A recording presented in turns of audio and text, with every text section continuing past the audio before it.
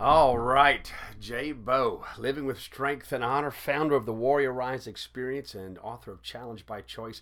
Back with you again. Now we're looking at balance. Now, when we talk about balance, we're not talking about the overall balance in your life and all that, right? There's a lot of lip service given to that, and I hear it often. Yeah, I understand what you're saying. You got to have balance in your life. I mean, what the hell does that even mean? Every time I hear that from someone, I always want to ask them, well, so what does that mean to balance to you? Like, what does it mean, right? People don't really know, and they don't hear, even worse, even if they have an idea, they don't have a plan. They don't have any tactics. They're just saying that. Like, even the idea of balance, it implies some measurement, right? It implies some way to figure out, to determine, am I in balance? And most people don't have a plan, don't have any tactics, don't have any strategy. It's just yeah, I heard about that thing. You should have a balanced life. As a matter of fact, even sometimes it's deployed as a good excuse to not do stuff.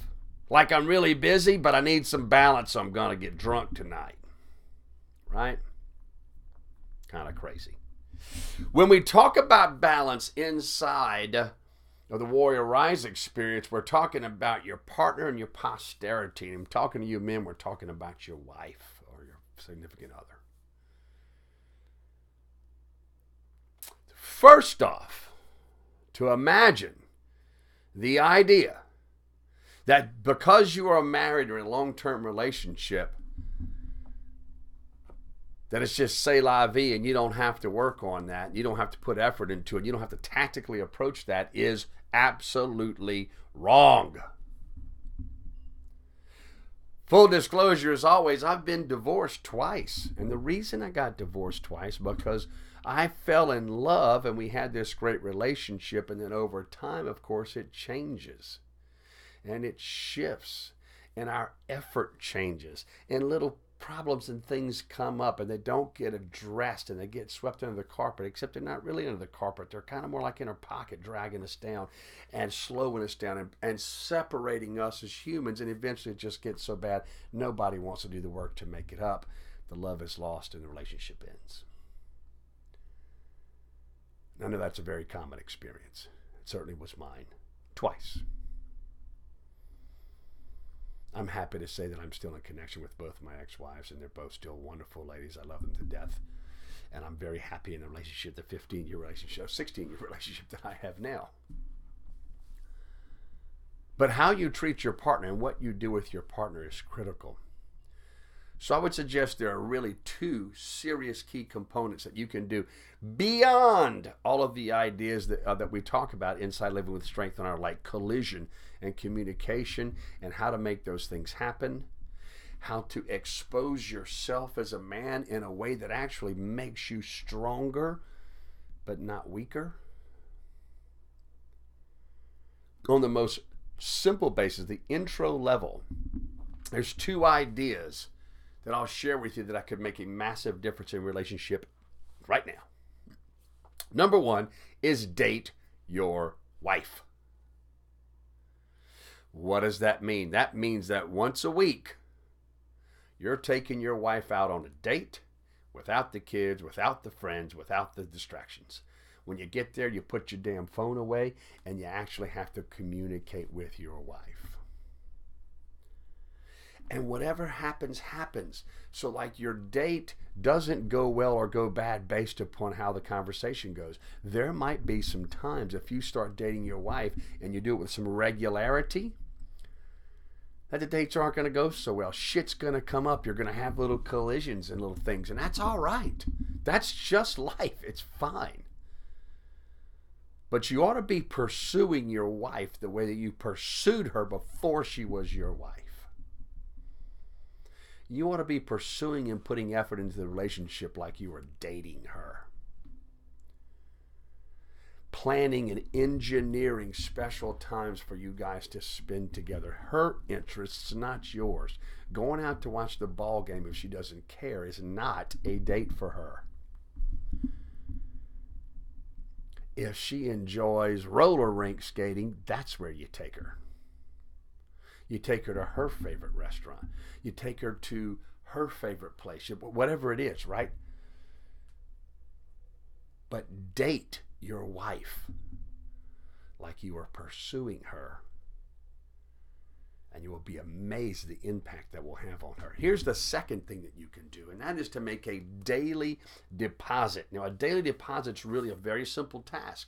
It is that every day you are going to make sure that you communicate a message of love and appreciation and gratitude to your wife. That doesn't mean that you're going to send her a text that says, I love you, honey, every day.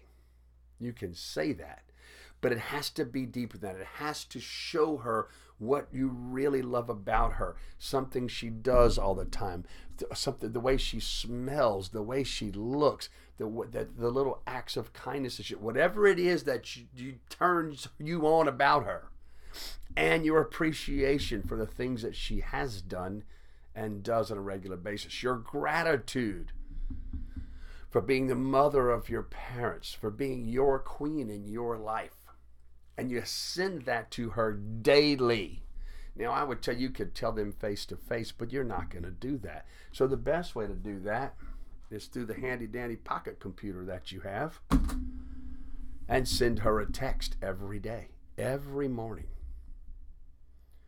with a message of love, gratitude, and appreciation. Look, her reaction to this, it's up to her to have whatever reaction she's going to have. She may start thinking, you may get messages like this. It sounds like, okay, what'd you do? Would you just start telling about your relationship at this point?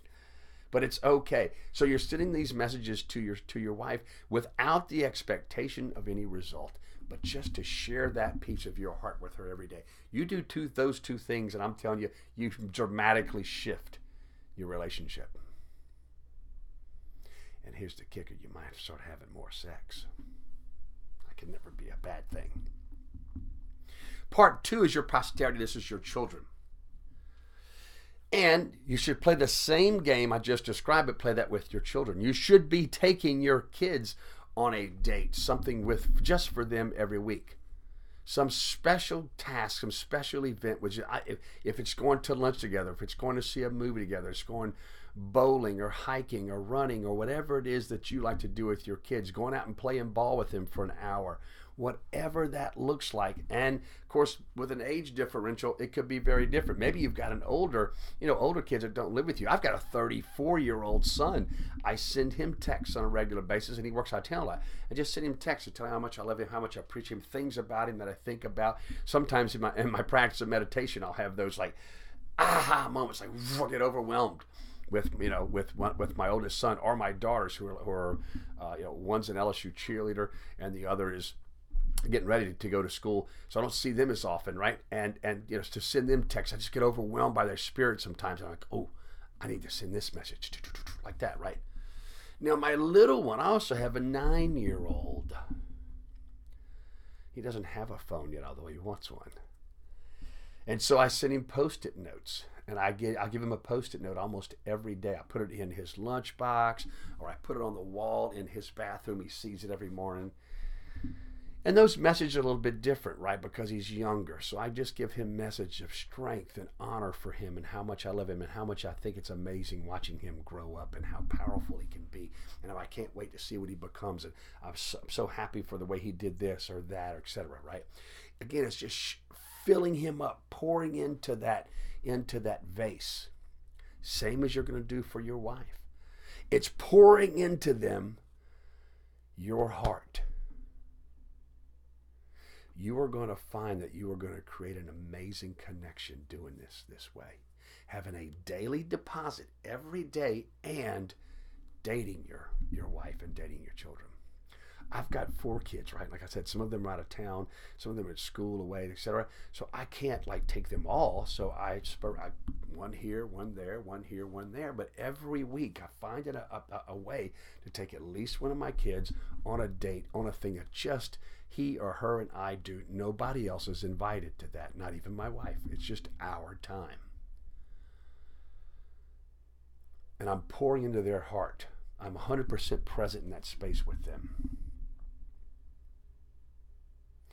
You do these two things in both of those areas, and I can guarantee you that you shift those relationships massively, and you will see an impact in short order.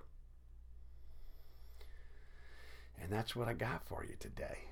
That's the game of balance inside the Warrior Rise experience, just on an introductory level, on the surface level. I hope that has an immediate impact for you. I hope you have an amazing day, and until then, strength and honor to you.